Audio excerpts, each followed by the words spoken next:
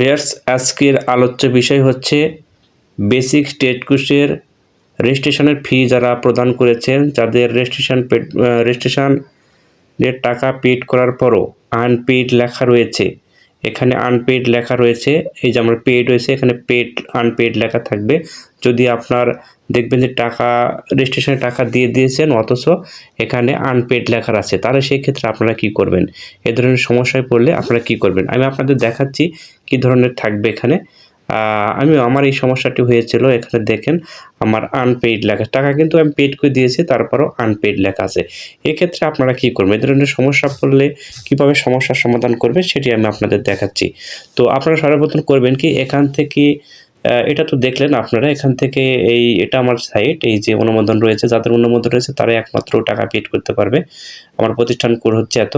তো যাই হোক, আমি এখন আপনাদের দেখাবো কিভাবে এই সমস্যার সমাধান করবেন যদি আনপেইড লেখা থাকে টাকা পেইড করার পরও। এখন আমি আপনাদের দেখাচ্ছি, এখানে লিখবেন যে কারিগরি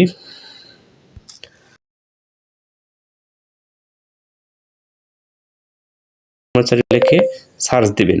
আমি লিখে সার্চ দিলাম, এখানে দেখবেন যে কর্মচারীর লিস্ট, হ্যাঁ, এই নিচের দিকে আসবেন, কর্মকর্তা বিন্দু লেখা আছে, এই যে লিস্টগুলো রয়েছে, এই লিস্ট দিয়ে নিচের দিকে চলে যাবেন।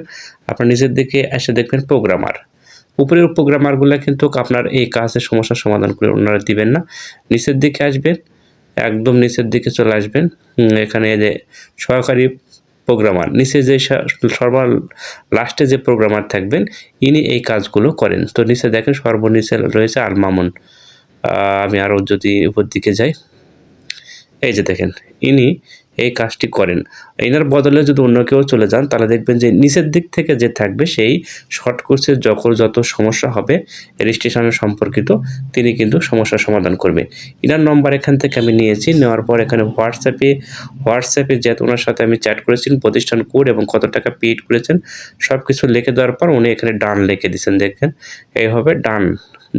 ওনার সাথে আগে আমি কল করেছি, ডাইরেক্ট কল করার পর উনি বলেছেন যে হোয়াটসঅ্যাপে আপনার প্রতিষ্ঠানের ঠিকানা, প্রতিষ্ঠানের কোড এবং নাম সহকারে আপনি দিয়ে দেন, আমি আপনার সমস্যার সমাধান করে দিচ্ছি।